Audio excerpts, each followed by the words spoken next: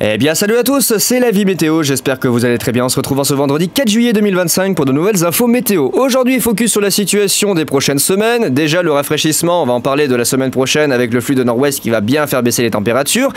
Et puis rassurer les esprits qui commencent à s'inquiéter vis-à-vis de ce qui est modélisé notamment par l'américain à partir du 10 juillet et jusqu'à la fin du mois.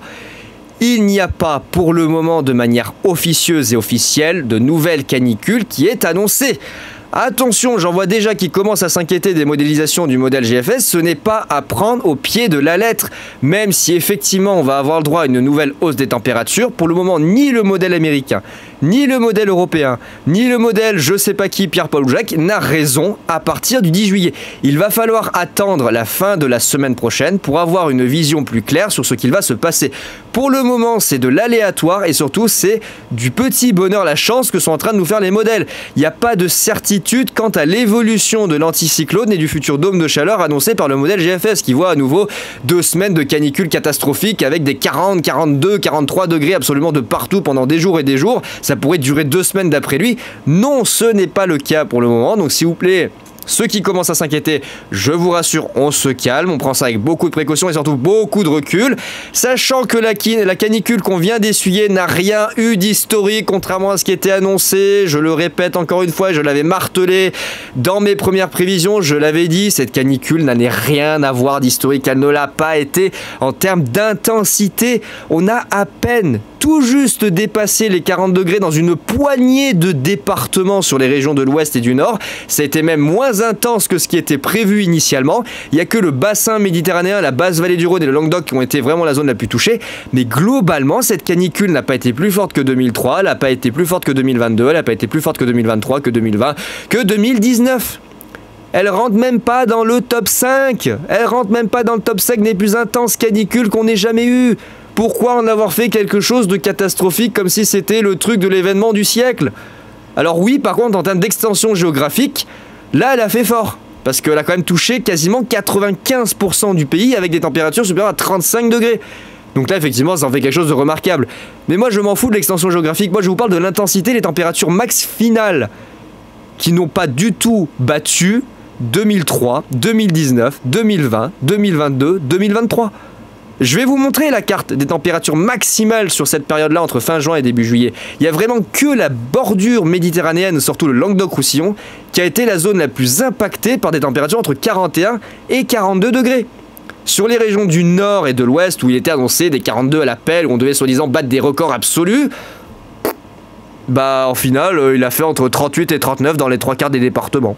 Alors vous allez voir que ma vigilance absolue que j'avais établie, elle est quand même pas mal. C'est vrai, un peu excessive, hein, j'avais visé un peu large par rapport aux prévisions, mais globalement je m'en suis bien sorti. Et là où j'ai eu raison, et certains me l'avaient reproché en me disant, notamment il y a eu un gardois qui m'a dit « Ouais, le gars en vigilance rouge, tu fais n'importe quoi et tout machin ». Ah bah bizarrement, il y a eu quasiment 43 degrés dans ces départements. Il me semble qu'en 2019, ils avaient eu entre 41 et 46, il y avait eu vigilance absolue et pas cette fois. Pourquoi? J'en ai aucune idée, mais moi j'ai envie de vous dire, moi j'ai bien tablé. Hein. Et puis d'ailleurs, arrêtez, hein, certains, pas tous heureusement, c'est qu'une poignée, genre un ou deux, mais qui viennent me dire « Oui, mais Météo France, ils ont pas mis de rouge, faut que t'arrêtes, machin. » Oui, mais j'en ai rien à foutre. Mon système de vigilance, il est basé sur mes principes. Je m'en fous complètement du système de Météo France, ils font comme ils veulent, ils ont des critères, ils ont des ci, des ça, je m'en fous. Ici, vous êtes sur la vie météo, c'est mon système de vigilance basé sur mes critères. Et moi, mon critère de la vigilance absolue, c'est 40 degrés et plus. Voilà, ça je vais être clair et net. Dès que vous avez 40 degrés et plus qui sont annoncés, pour moi c'est vigilance absolue. Ça, c'est non négligeable, c'est mon système de vigilance, donc arrêtez de venir me dire « Oui, mais Météo France, oui, mais si, oui, mais... » Je m'en fous, c'est mon système de vigilance basé sur mes critères, sur mes analyses, sur mon travail. Donc je vous le dis et je vais vous le montrer, j'ai eu raison sur certains départements de les placer en vigilance absolue et d'autres effectivement qui n'ont pas réussi à atteindre les 40 degrés puisque les modèles, et ça fallait s'y attendre, ont baissé les maximales à 24 heures de l'échéance. Ah, comme c'est bizarre, ça annonçait des 42 degrés à l'appel sur certains modèles, notamment le modèle GFS que certains ont pris au pied de la lettre hein, en disant qu'il va faire 42 degrés et montrer les cartes et tout. Bah non, il a pas fait 42, typiquement vers les Pays de la Loire et le nord de Poitou-Charentes, il a pas fait 42 degrés. On était entre 38, 39 Et localement, certaines stations sont montrées entre 40 et 41 degrés. Mais d'une manière générale, cette canicule ne rentre même pas dans le top 5 des pires canicules qu'on ait jamais connues sur ces 15 dernières années. Voilà, donc ça, comme ça, j'ai remis un petit peu les pendules à l'heure vis-à-vis de certains qui trouvent encore moyen à redire, hein. Ça commence un petit peu à me gonfler, c'est mon travail, c'est mes analyses, c'est moi qui décide.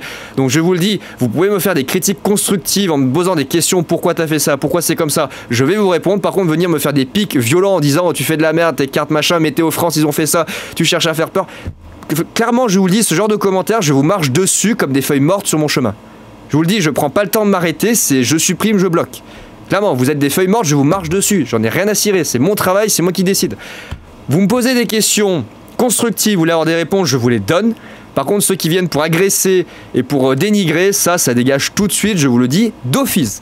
Alors, si on reprend ensemble la synoptique de la suite du mois de juillet, notamment les prochaines semaines, eh ben, vous allez remarquer déjà que lundi et mardi, ça va être la dégringolade sur les régions du Nord.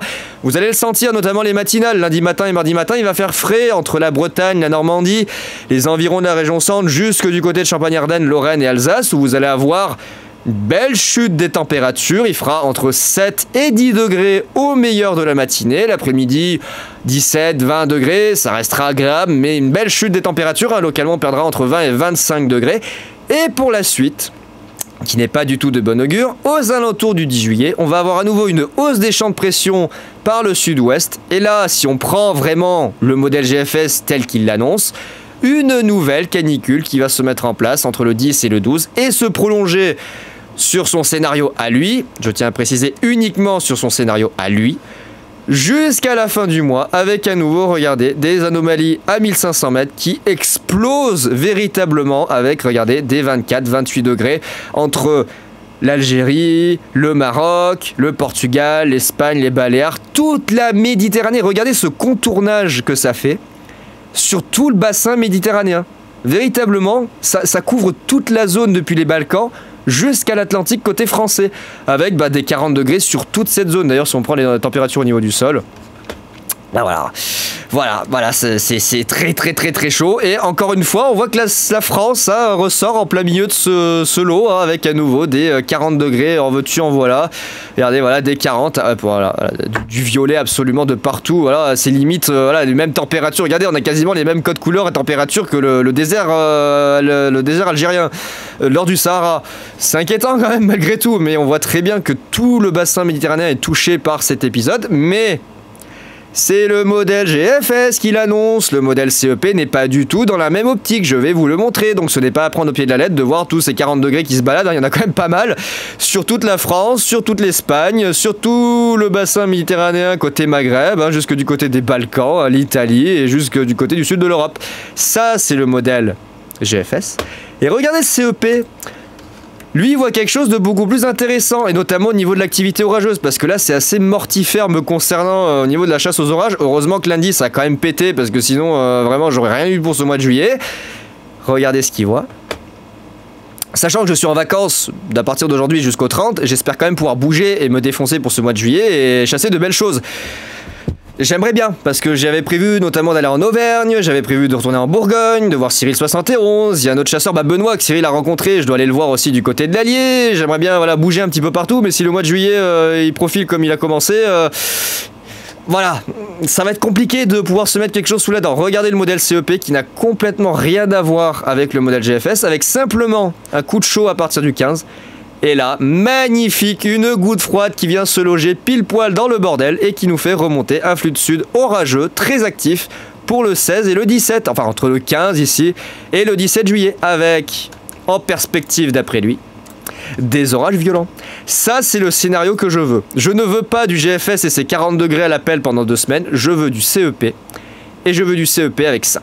Voilà, des orages, et surtout la grosse dégradation, regardez sur CEP, le 16 et le 17. Regardez-moi ces orages. Et là, je fonce dans le tas. Je m'en fous. Je suis en vacances pour 3 semaines. Je me téléporte sur l'Auvergne et je vais dans le tas. Je fonce dans le tas. Je m'en fous. Je veux mes orages violents.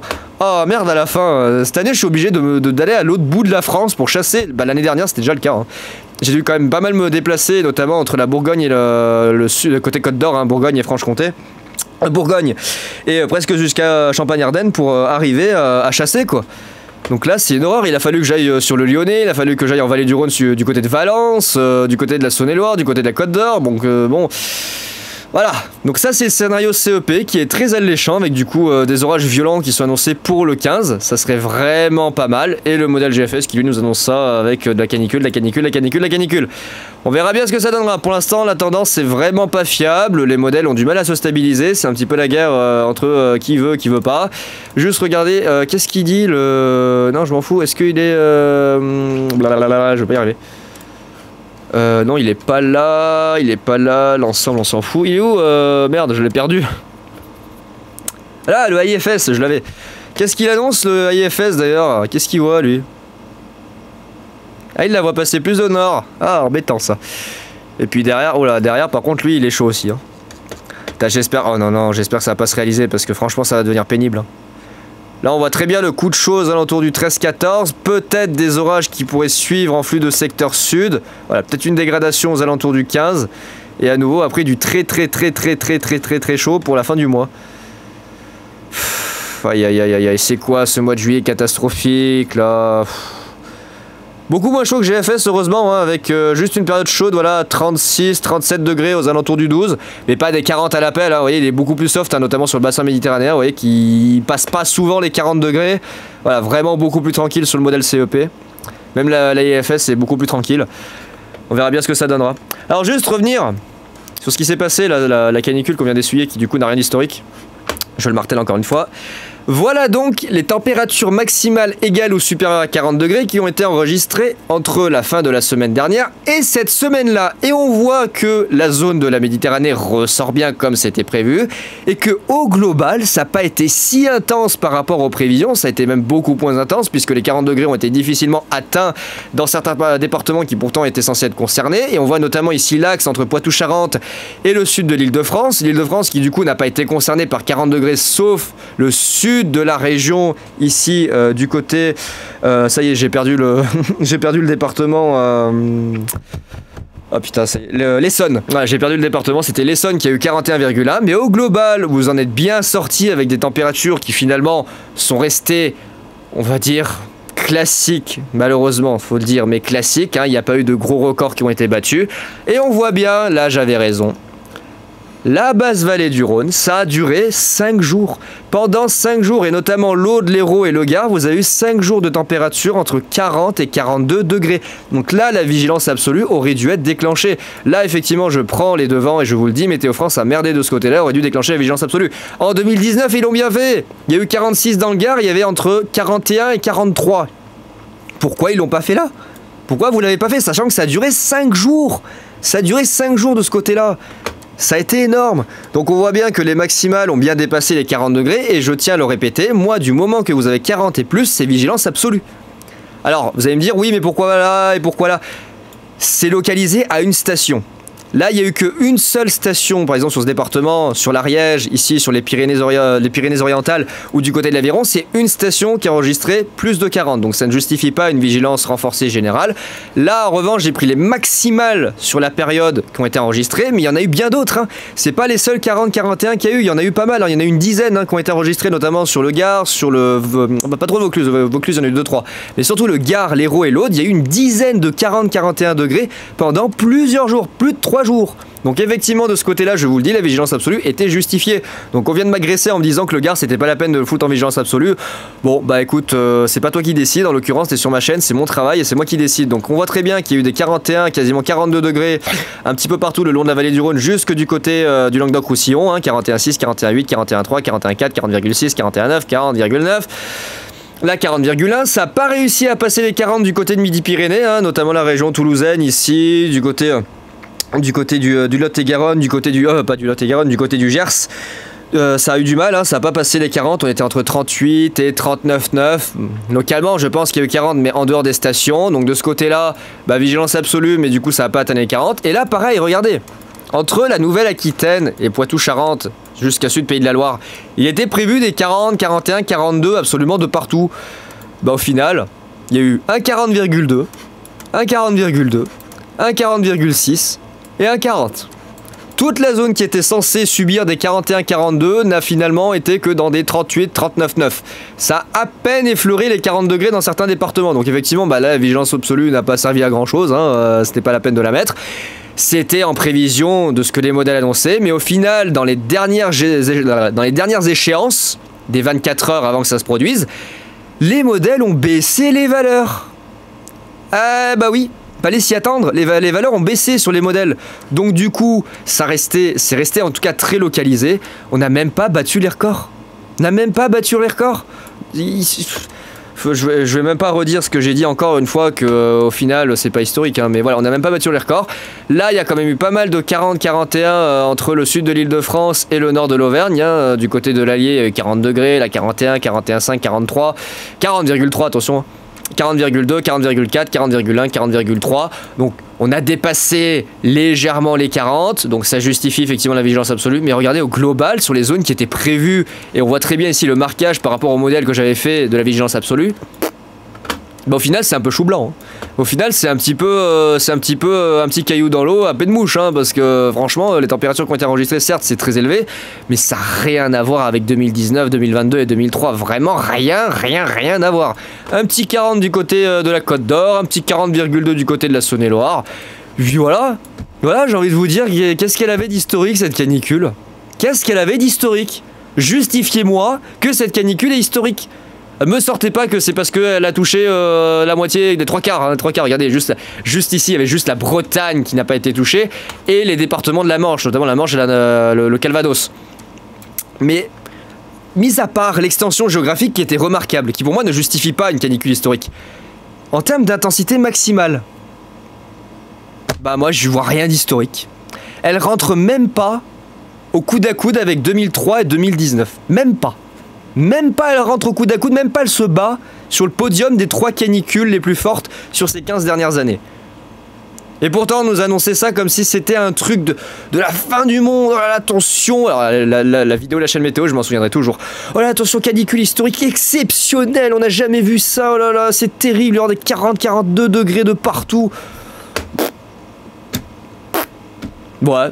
Bon, à part la basse vallée du Rhône qui effectivement était fortement touchée, et on voit très bien le marquage entre le sud de Dromardèche et jusqu'au Languedoc, bah finalement il n'y en a pas eu beaucoup des 40 degrés. Hein. Quand on regarde au global, il n'y en a pas eu tellement. Hein. C'est franchement, comparé à ce qu'il y a eu entre 2003 et 2023, c'est soft. Hein.